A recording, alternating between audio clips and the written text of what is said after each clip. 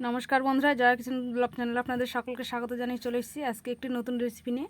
তো আজকে আমি নিয়ে নিয়েছি তরমুজ, আর তরমুজের আইসক্রিম বানাবো। তো আমার ছোট্ট একটা ভাগনার অনুরোধে তো একদিন আমার আমের আইসক্রিম দেখেছিল, দেখে খেতে চেয়েছিল, তো তার জন্য আজকে আমি তরমুজের আইসক্রিম বানাচ্ছি। তো দেখুন, তরমুজগুলো আমি প্রথমে কেটে নিচ্ছি। সব তরমুজগুলো কিন্তু আমি একইভাবে কেটে নেব, আর তরমুজগুলো একটু বেশি পেকে গিয়েছিলো। তো প্লিজ আপনারা পুরো ভিডিও দেখবেন, আর দেখে ভালো লাগলে অবশ্যই একটা লাইক দেবেন। দেখুন বন্ধুরা, সমস্ত তরমুজগুলো আমি একইভাবে কেটে নিয়েছি। তো এবার থেকে তরমুজের মধ্যে থেকে রসটা আমি বের করে নেব। তার জন্য এরকম একটা ছাঁকনি নিয়ে নিয়েছি। এবার ছাঁকনির সাহায্যে তরমুজটাকে আমি ছেঁকে নেব। এই যে দেখুন,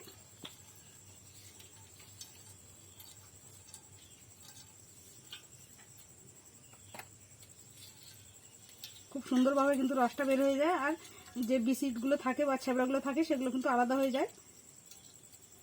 একইভাবে তরমুজের সব রসটা আমি বের করে নেব।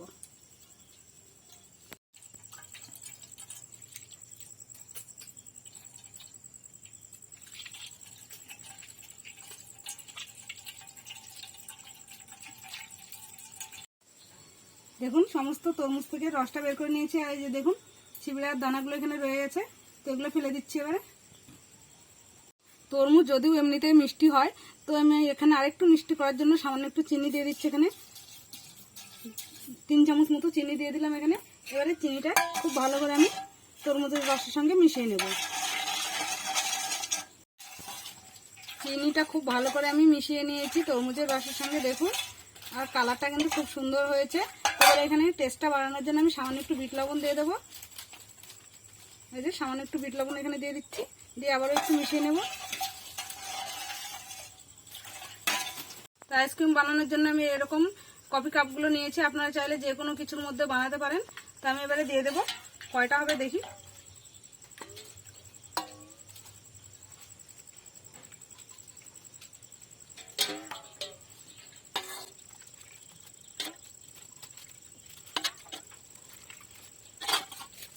এখানে আমার মোট 7টা আইসক্রিম হবে।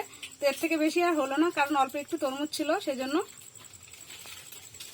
তো এবার এই যে এরকমের পলিথিন বা চিকচিকিগুলো আমি নিয়ে নিয়েছি। এই যে এই কাপটার মুখে আমি দিয়ে দিচ্ছি, দিয়ে এবারে একটা গার্ডারের সাহায্যে মুখটা বন্ধ করে দেবো। আপনারা চাইলে কিন্তু এখানে গার্ডারের বদলে সুতো দিয়ে এটা বেঁধে দিতে পারেন খুব সুন্দর করে।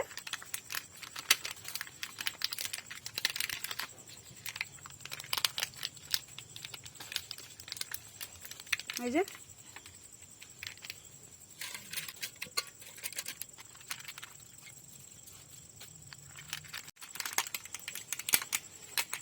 দেখুন, একইভাবে আমি সবকটার মধ্যে এভাবে বেঁধে নেব। একইভাবে সমস্ত প্যাকেটগুলো আমি বন্ধ করে নিয়েছি, মানে আইসক্রিমের মোল্ডের মুখগুলো বন্ধ করে নিয়েছি। এবারে একটা কাঁচির সাহায্যে এরকম করে ফুটো করে দেবো মাঝখানটা, যাতে কাঠিটা খুব সুন্দরভাবে বসে যায় এর মধ্যে।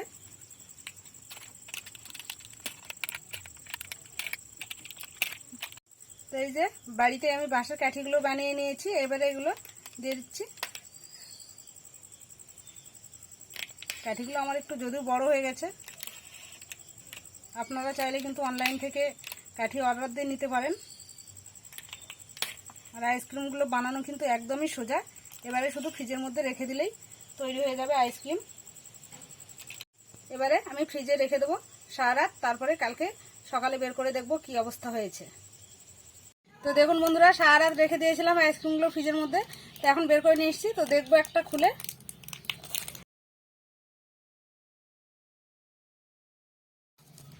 এই যে দেখুন,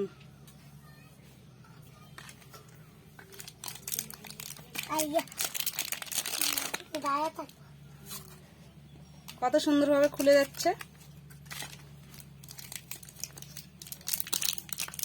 দেখুন, সব আইসক্রিমগুলো বের করে নিয়েছি, আর কত সুন্দর হয়েছে। তো এবারে যার জন্য আইসক্রিমটা বানিয়েছি তাকে দেব, খেয়ে দেখবে কেমন হয়েছে। বসো। এই যে দেখুন, যার জন্য আইসক্রিমগুলো বানিয়েছিলাম, আমার ছোট্ট ভাগনা, তো তাকে খেতে দিয়েছি। ওকে বলছি বলো কেমন হয়েছে, ও বলতে চাচ্ছে না, লজ্জা পাচ্ছে, শুধু আমাদের দিকে ঘুরে ঘুরে তাকাচ্ছে, মানে খুব লজ্জা পাচ্ছে আর মুখটা কেমন যেন করছিল, একটু বলছে কি যেন বলতে চাচ্ছে না, রস পড়ছে। তো খাওয়ার সময় ওর মানে আইসক্রিমের রসগুলো মাটিতে পড়ছিল, ওর পায়ে পড়ছিল, সেই জন্য বলছিল একটা বাটি দাও।